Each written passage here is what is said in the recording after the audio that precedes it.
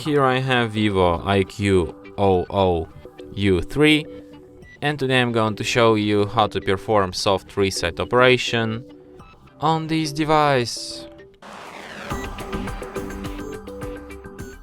So to do this, all you need to do is to just press and hold combination of keys, power key plus volume down, at the same time for a couple of seconds like this, and after that your device will be forcefully restarted, and that's how it's done.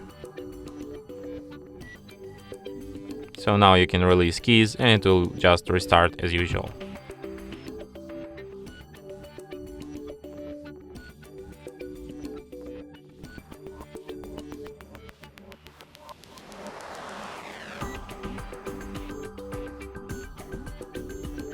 And that's it.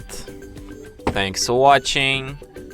If you find this tutorial useful, don't forget to hit that like button and subscribe to our channel.